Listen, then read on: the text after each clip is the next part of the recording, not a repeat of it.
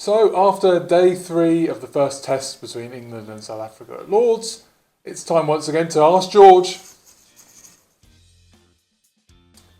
So, Jack Rule asks, very rationally, is it fair that we shouldn't overreact? England have simply been beaten by the better team. Yeah, up to a point. I mean, there's always a balance, isn't there, between not wanting to overreact, of course, but also not being laissez-faire about it. I mean, they haven't just been beaten by a better team, they've been absolutely smashed in this game. I think had it not rained, it would have finished within 2 days. Thank goodness there's not a roof, eh? Don't you think? The MCC would owe even more money. Lucky us. Yeah, so it's that balance, and I'm sure they won't overreact, but at the same time, you don't want to just sort of brush it off and say, oh, these things happen. You have to look at some of the causes. And there are some good causes. But you make a really valid point about the South Africa team. That bowling attack looks outstanding. So, they played very, very well. And it would be wrong to characterise England's cricket as all sort of aggressive and counter-attacking. The balls that got Lees and Bairstow out today were just terrific. Chris Evans. Hi, Chris. If South Africa keep the bowling attack fit, could they stay as the number 1 Test team, or are they short of batters, number 1 in the World Test Championship? That is. They are short of batters, yeah, and for that reason, I think that they have some issues, don't they? But they're number 1. They've got a really good chance of getting to the final. Who knows what will happen in a one-off game? Australia have got a very, very good bowling attack as well. Maybe their batting's slightly stronger, though I think it is quite a lot stronger, actually. Yeah. But yeah, they're really good. I mean, I wouldn't want to take anything away from them. And the Harmer was bowling in the middle at lunchtime, for example. A little reminder of the resources they have. I mean, imagine Harmer had qualified for England, and what a valuable player he would be. Greg asks, who's your choice to open the batting instead of Zach Crawley, and does Ollie Robinson come back in? It's so easy, isn't it, after a damaging defeat, to just look at what can change in terms of personnel, when there's probably an awful lot that can change in terms of the man of the performance as well. What about the personnel changes? What do you foresee? Oh, I don't foresee any changes. If you're asking whether I would do it, I wouldn't have picked Zach Crawley for this game, or Alex Lees, to be honest. I don't think Lees is the answer. He's dropped on 1 in the first innings and 4 in the second. He averages 25 or something after 8 tests he's played now. I don't know, maybe it's 7 tests. So I'm not sure he's the answer, but Zach Crawley is probably going to be the focal point more. He's had a really, really long run. He's played 2 very good innings, 1 great innings. And there's a lot to like about him. I still believe in him and stuff, but I would be worried about the long-term effects on playing him and, I don't know, exposing him to this sort of sustained failure when his game's clearly not in great order. I guess they feel he's only 1 innings away, but it doesn't look and feel like that really, does it? I did think he looked a bit better here, in the first innings in particular, but there are quite a few weaknesses. And so, the specific question was, I'd pick Sam Robson, I think, for him, but I would have done it before this game, because obviously this is home ground.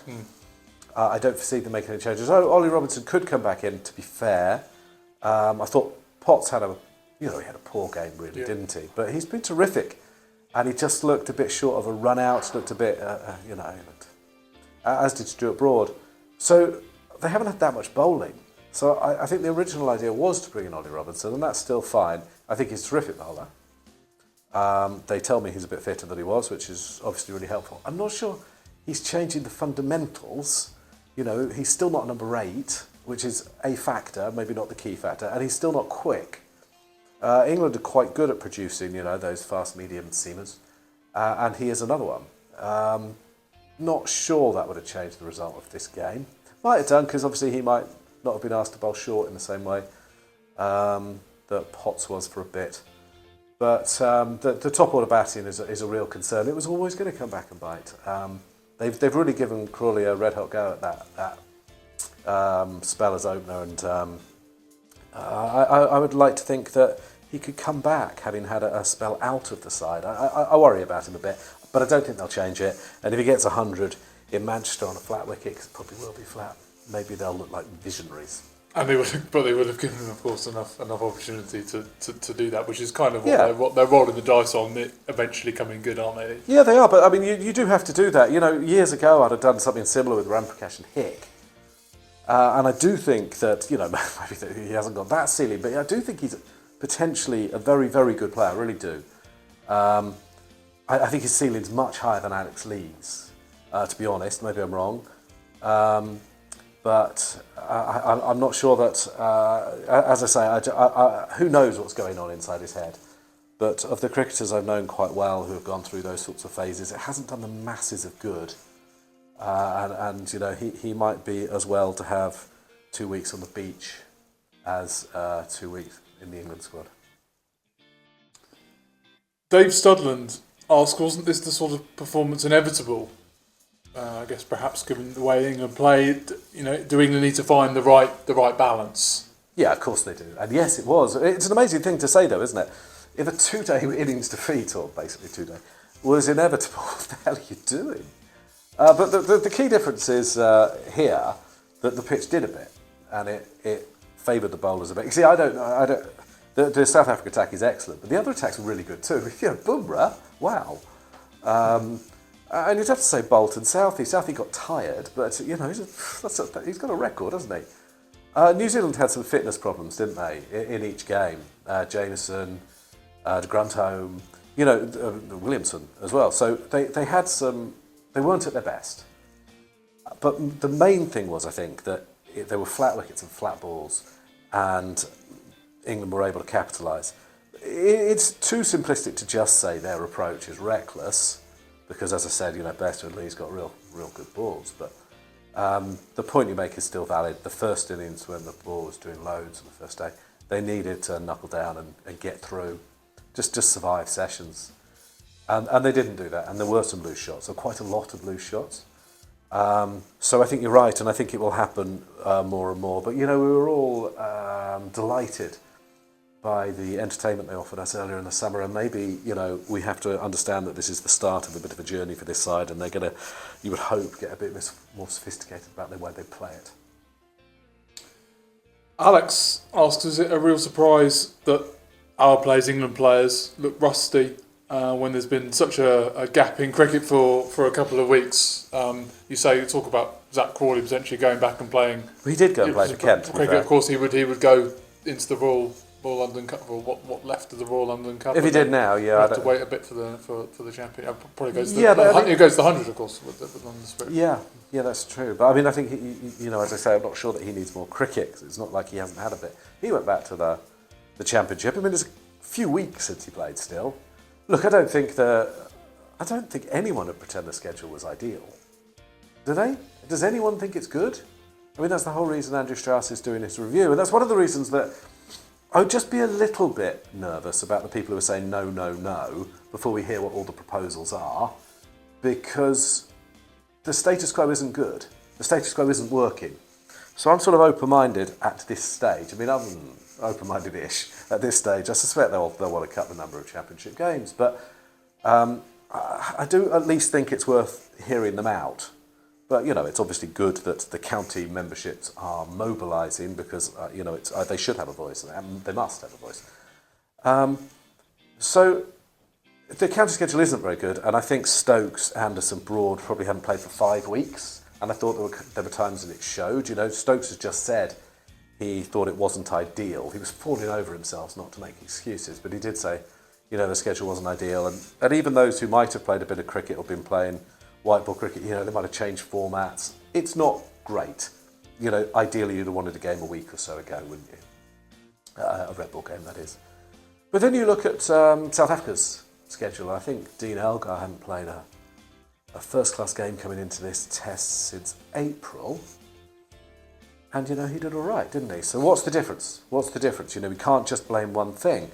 South Africa did have a red ball camp, I think, in Canterbury. Does that ring any bells? A fairly sustained period of sort of training, netting, high intensity, supposedly preparation for this. And they played a 4-day game, albeit not first class, last week against the Lions, which they got thumped in, but they feel it was helpful for them to get them to this point.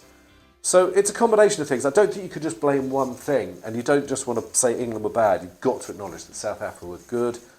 But yeah, the England schedule is a mess, and it doesn't really serve anyone or anything in an ideal way. So it's, I think it's good it's been looked at again. And it's one of the factors that led to this. But also, there are a lot of tactical things. Other people asked about the selection. They are persisting with Zach Crawley when there's really quite a lot of data to suggest that he's struggling at this time. That short ball attack on day 2, what did they concede? 70 runs in 12 overs. In a low-scoring game, that's a real hammer blow. So there's a lot of reasons. You don't want to blame one thing. But if you're asking me whether the schedule is a factor, if you're asking whether, having a white ball window, whatever the hell's in the window, in August is a factor, yeah, of course it is. Of course it is. So that, though. Everyone knows that. You'd have to be insanely partisan not to think that it's a factor. Not everything. There might be good reasons for doing it. Just a factor, yeah. And finally, Darren asks, what are you going to do with the weekend off? Who knows? Yeah, lovely city. I mean, I'm quite behind with a deadline on a book. So. Can you tell us any more than that? Yeah, I haven't signed the contract, but I've got quite a way through writing Azim's book, Azim Rafiq's book. In the last couple of weeks, I've done quite a lot. I had a bit of a holiday, and what a holiday! Just me and my laptop, good times. So I suppose I might get another 10,000 words of that written in the next couple of days. Not that I'm behind publishers, but if I hadn't had time to sign the contract and get paid, I haven't had much chance to do the writing. But what a lovely sunny weekend to sit with the laptop. I thought you were going to tell us that you were behind on work for the Cricketer magazine, which would be an incredible admission on a video on the Cricketer magazine's I don't think I YouTube am. channel. I don't think I am, but that's why I'm behind on the book. Anyway, so there you are. Yeah, I'm doing a book with Azim. Very much looking forward to it. I think I should have signed a non-disclosure agreement, meaning I can't talk about it, but I haven't ever read the contract, so I've no idea. Which you haven't also signed as well. I haven't signed it, no. I haven't got round to it. Okay, Too honest?